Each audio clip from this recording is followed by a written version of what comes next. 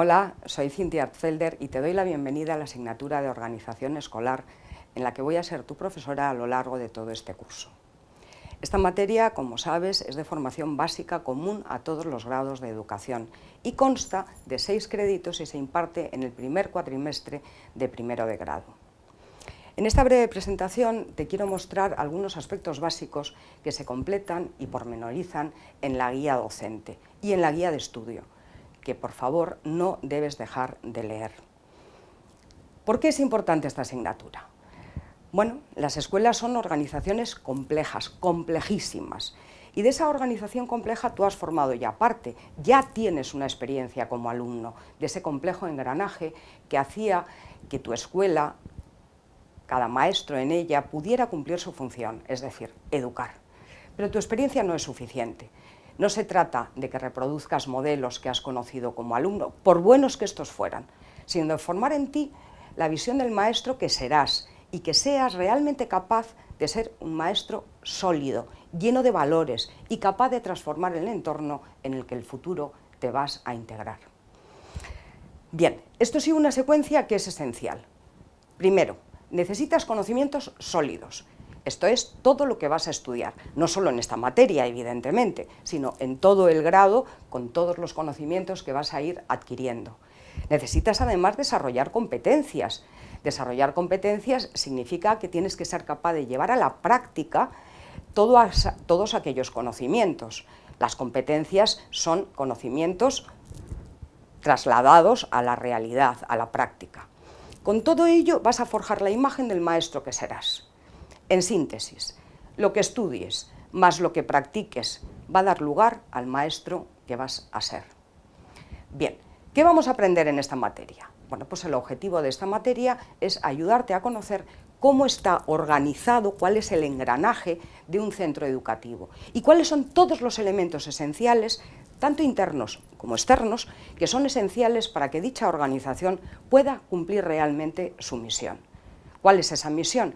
Educar personas de forma integral y personalizada. Para ello se ha diseñado el siguiente itinerario formativo, que está formado por 3 módulos. Y estos 3 módulos tienen una secuenciación lógica, una coherencia interna, que tiene como sentido ir de lo más general hasta lo más concreto. Para ello, en el primer módulo nos vamos a centrar en 2 temas básicos. En el primero, lógicamente, en el tema 1, conceptos básicos de organización escolar. Entender cómo se conceptualiza y además, dado que estás en el primer curso, en el primer semestre, qué es educación y qué es la persona a la que queremos educar. Estos conceptos se van a completar en otras materias. En el tema 2 vamos a ver cuáles son las teorías organizativas. Vamos de lo más general, vamos a ir concretando. Esas teorías organizativas nos van a mostrar en cada caso qué entienden por escuela, qué entienden por alumno, qué entienden por organizar la escuela para entender y para poder cumplir su misión de educar según ellos entienden. En el segundo módulo vas a aprender a conocer el marco legislativo que regula la educación en España y la organización interna del centro educativo. En el tema 3 vamos a ver el marco legislativo español, vamos a ir haciendo un recorrido por las principales leyes orgánicas y las implicaciones que cada una de estas leyes ha tenido. No se trata tanto de estudiar de memoria esas leyes, sino de comprender que cada ley orgánica implica un concepto de educación y tiene unos fines determinados para el Estado español. El tema 4 yo te diría que es el esencial, el nuclear de esta materia. Es la estructura organizativa de los elementos y recursos dentro del centro educativo. Ahí vamos a estudiar cosas tan sumamente importantes como es, por ejemplo, qué es el proyecto educativo del centro, cuál es el reglamento de régimen interno, cómo se elabora el DOC. El DOC, ya te explicaré, es el documento que todos los centros a principio de curso tienen que presentar ante la administración pertinente. Además, vamos a ver todos los recursos y cuáles son las funciones humanas y administrativas. Por ejemplo, cuáles son las funciones de la dirección, cuáles son las funciones de la administración, de la inspección educativa, etc. Lo esencial de este tema es que al final de él tú seas capaz de analizar un proyecto educativo y poder estar en condiciones de elaborar o participar en la elaboración de un proyecto educativo. En el tercer módulo vamos ya cerrando ese cono de contenidos y nos vamos a centrar en todos aspectos que regulan y definen las relaciones humanas dentro del centro educativo.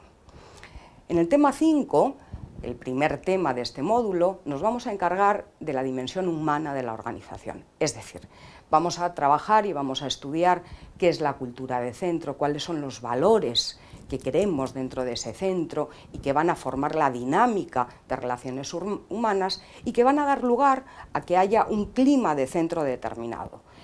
De esa cultura y de ese clima de centro participan profesores, alumnos y, por descontado, los padres, que son los primeros protagonistas en la educación de esos hijos.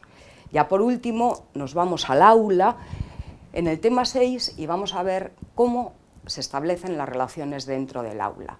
En concreto y sobre todo lo que se refiere a resolución de conflictos, la motivación del alumno, la aplicación de la disciplina. Ahora ya no se trata de ver cuál es el reglamento de régimen interno, cuál es la normativa del centro, cuáles son las sanciones, sino de ver cómo utilizarlas para resolver conflictos, para motivar al alumno y para poder realmente crear dentro del centro un clima lo más productivo posible y en donde en definitiva se pueda educar personas.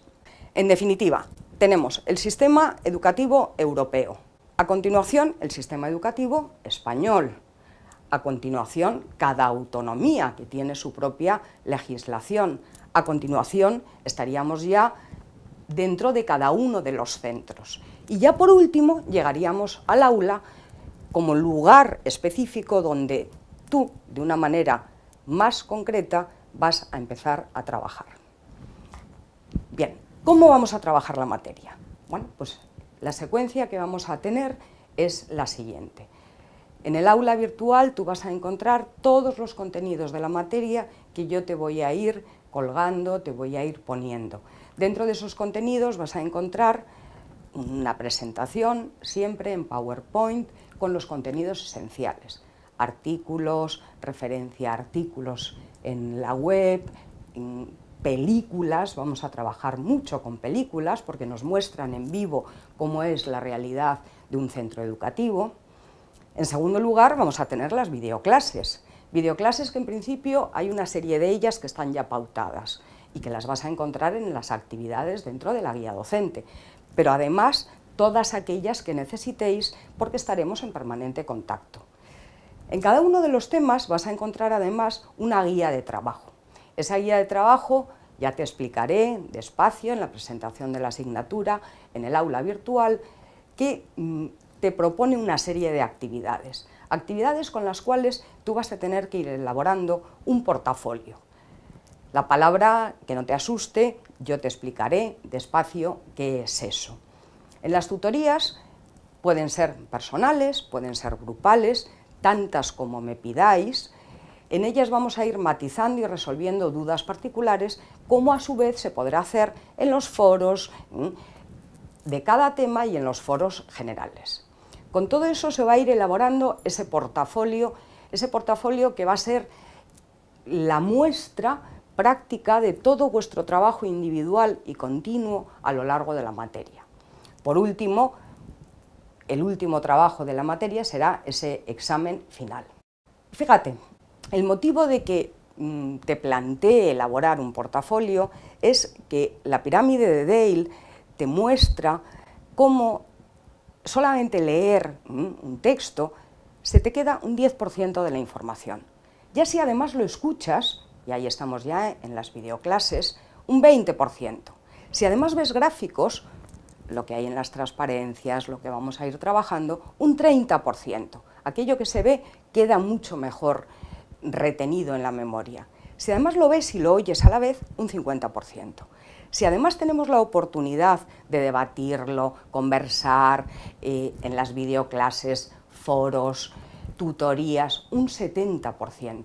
Y ya, si practicas lo que has aprendido y lo tienes que trasladar a lo concreto a través de unas actividades, vas a retener un 90% de la información.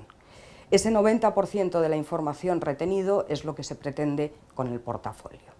Seguro que te va a ser sencillo y que no vas a tener ninguna dificultad. Con todo ello, debes adquirir y poder mostrar las competencias generales de esta materia. La primera, capacidad de análisis y síntesis. Lógicamente, si tienes que elaborar el portafolio, no es un trabajo de 200 páginas, tienes que ir pudiendo analizar y sintetizar la información relevante que vas obteniendo. Capacidad, en segundo lugar, de organizar y planificar esa información. No se trata de ir haciendo actividades una detrás de otra, sino se trata de ir integrando cada una de esas actividades en el sentido general del tema dentro de la materia.